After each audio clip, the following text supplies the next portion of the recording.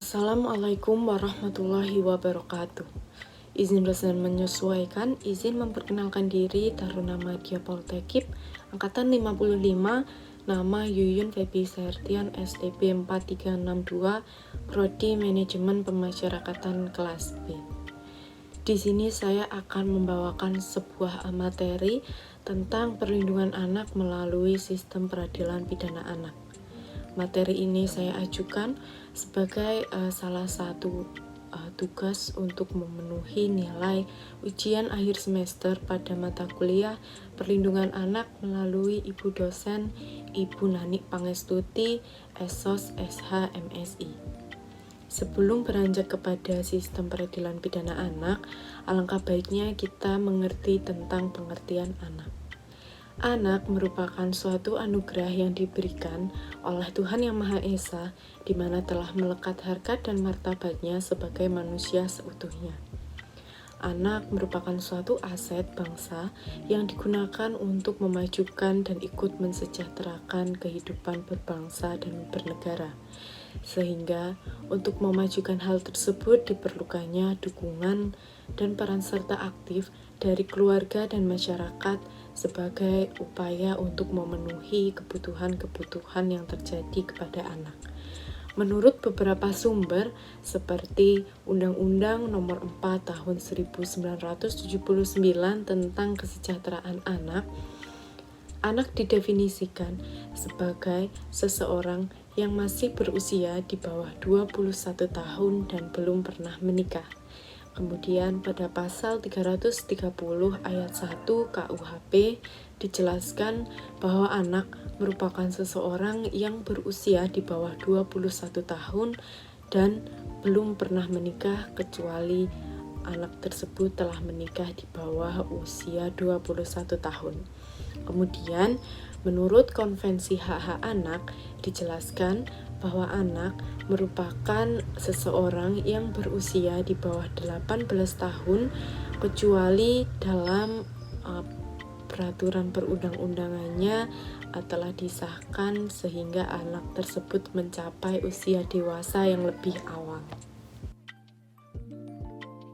Indonesia merupakan salah satu negara yang pernah meratifikasi Konvensi Hak-Hak Anak pada tahun 1990 yang telah disetujui oleh Majelis Umum PBB pada tanggal 20 November 1989. Pada hal ini, komitmennya terhadap deklarasi dunia yang layak bagi anak atau Award for Children, di mana pada tahun 2021 disesuaikan dengan Indonesia menyatakan komitmen terhadap deklarasi dunia yang layak bagi anak atau dapat kita sebut Award Fit for a Children sesuai dengan ketentuan Konvensi Hak-Hak Anak atau Convention on the Right of the Child yang diratifikasi oleh pemerintah Indonesia melalui keputusan Presiden nomor 36 tahun 1990, kemudian juga dituangkan dalam Undang-Undang nomor 4 tahun 1979 tentang kesejahteraan anak. Selain pada peraturan tersebut, juga dijelaskan dalam Undang-Undang nomor 4 tahun 1979 tentang kesejahteraan anak, serta dalam Undang-Undang Nomor 23 Tahun 2002 tentang Perlindungan Anak dan Undang-Undang Nomor 11 Tahun 2012 tentang Sistem Peradilan Pidana Anak. Beberapa dasar hukum yang terkait dengan perlindungan anak diantaranya adalah Undang-Undang Nomor 23 Tahun 2002 tentang Perlindungan Anak, kemudian Undang-Undang Nomor 4 Tahun 1979 tentang Kesejahteraan Anak, kemudian Undang-Undang Nomor 3 Tahun 1997 tentang Pengadilan Anak, Undang-Undang Nomor 39 Tahun 1999 tentang Hak Asasi Manusia, Undang-Undang Nomor 12 Tahun 1995 tentang Pemasyarakatan, Undang-Undang Nomor 11 Tahun 2012 tentang Sistem Peradilan Pidana Anak atau SPPA, kemudian pasal 1 Undang-Undang Nomor 35 Tahun 2014 atas perubahan Undang-Undang Nomor 23 Tahun 2002 tentang Perlindungan Anak. Pada anak yang berhadapan dengan hukum dapat kita klasifikasikan menjadi 3 bagian, sesuai pada Undang-Undang Nomor 11 Tahun 2012 tentang Sistem Peradilan Pidana Anak, di mana terdapat 3 klasifikasi, yaitu yang pertama adalah anak yang berkonflik dengan hukum, kemudian yang kedua adalah anak korban, dan yang ketiga adalah anak saksi. Anak yang berkonflik dengan hukum adalah anak yang telah berusia 12 tahun namun masih di bawah 18 tahun yang diduga melakukan pelanggaran tindak pidana.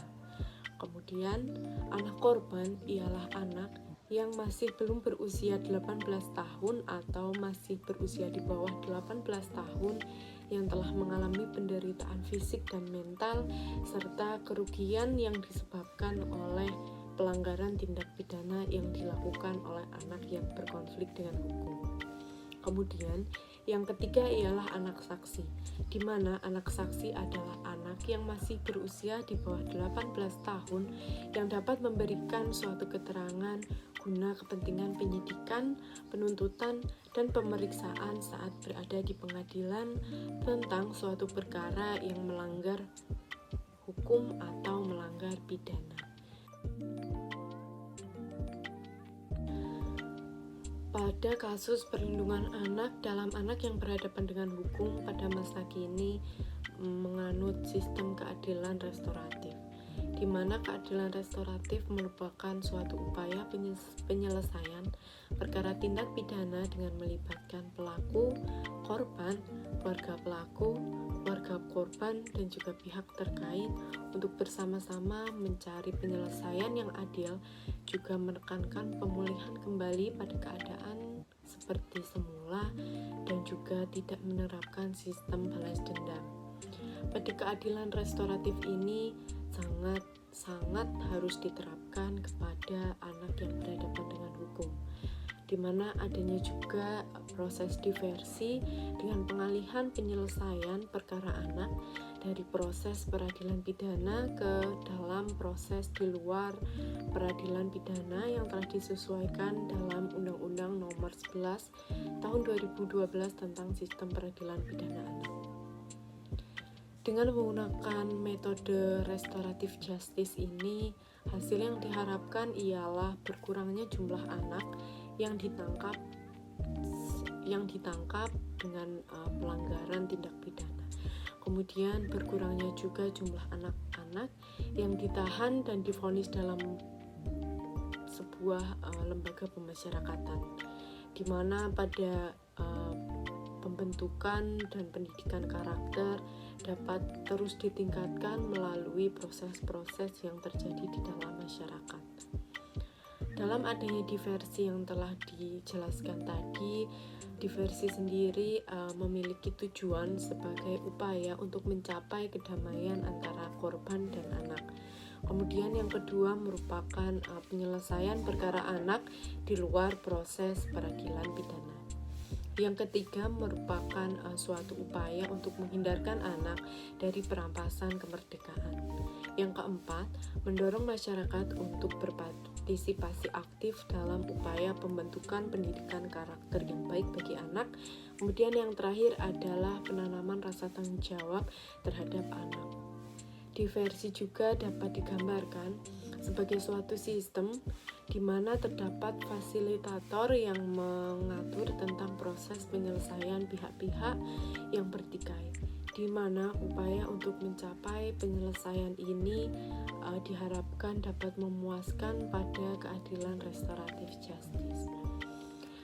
Beberapa tradisi dan mekanisme musyawarah mufakat merupakan suatu wujud nyata dalam memperkuat hukum dalam kehidupan masyarakat sejak zaman dahulu. Dengan demikian, maka keadilan restoratif merupakan suatu alternatif untuk penyembuhan, pembelajaran moral, partisipasi, dan perhatian masyarakat untuk dialog, rasa memaafkan, rasa menimbulkan tanggung jawab, dan juga menjadikan sebuah perubahan bagi anak-anak. Dengan pedoman bagi proses restorasi dalam perspektif keadilan restoratif justice, di mana pada proses-proses ini harus semua ruang lingkup pendukung yang harus berperan aktif dalam pemenuhan hak-hak anak yang telah disesuaikan dalam Undang-Undang Sistem Peradilan Pidana Anak pada nomor 11 tahun 2012. Selain penegak hukum, harus ada instansi-instansi lain yang membantu memenuhi pemenuhan hak-hak anak, di mana dapat diambil beberapa contoh adanya instansi lain seperti pembimbing kemasyarakatan. Pembimbing kemasyarakatan ini merupakan pejabat fungsional penegak hukum yang melaksanakan penelitian kemasyarakatan, pembimbingan, pengawasan, dan pendampingan terhadap anak yang melakukan sebuah tindakan pelanggaran pidana dalam rangka melindungi kepentingan anak. Maka sistem peradilan pidana anak ini melaksanakan asas-asas yang digunakan untuk melindungi kepentingan anak, di mana terdapat beberapa asas, yaitu yang pertama asas perlindungan, yang kedua asas keadilan, yang ketiga asas non-diskriminasi, yang keempat asas kepentingan terbaik bagi anak, yang kelima asas penghargaan terhadap pendapat anak, kemudian asas kelangsungan hidup dan tumbuh kembang anak, asas pembinaan dan pembimbingan bagi anak, kemudian asas proporsional, kemudian asas perampasan kemerdekaan dan pemidanaan sebagai upaya terakhir, dan juga asas penghindaran pembalasan. Sehingga dalam implementasinya pada Undang-Undang Nomor 11 Tahun 2012 tentang Sistem Peradilan Pidana Anak mengamanatkan adanya suatu perubahan paradigma berpikir yang mengutamakan kepentingan terbaik bagi anak, di mana pada proses kepentingan dan pemenuhan hak-hak anak ini dicobanya pendekatan melalui sistem diversi. Upaya diversi ini akan membuat sebuah peradilan yang lebih kondusif dan fair, di mana jika pelaksanaannya memenuhi unsur profesionalitas. Dalam pelaksanaan proses diversi ini jika tidak dapat dilakukan, maka proses peradilan adalah menjadi ultimatum remedium dengan tetap memperhatikan kepentingan yang terbaik bagi anak dan menempatkan anak pada lembaga pembinaan khusus anak. LPKA kelas 1 Kuto Arjo merupakan salah satu sarana pembelajaran dan juga pembinaan bagi anak didik pemasyarakatan, di mana dalam LPKA kelas 1 Kuto Arjo ini terdapat beberapa fasilitas yang mendukung kegiatan pembelajaran, dengan ruangan yang pertama yaitu adanya poliklinik, kemudian di sini adanya perpustakaan yang digunakan untuk andikpas, adanya ruangan bermusik yaitu gamelan dan gitar-gitar, kemudian adanya laboratorium komputer dan bahasa Inggris serta pembelajaran paket A, B, dan C. Pada pembinaan juga adanya beberapa pelatihan seperti video terkait, sehingga pembinaan akan menimbulkan anak didik pemasyarakatan yang berkualitas.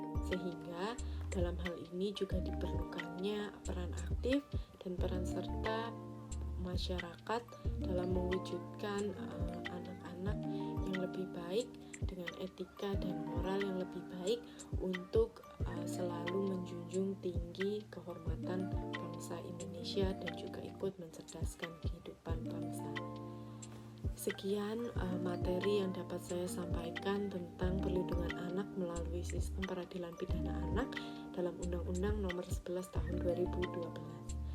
Atas kurang lebihnya saya mohon maaf. Wabillahi taufik wal hidayah. Wassalamualaikum warahmatullahi wabarakatuh.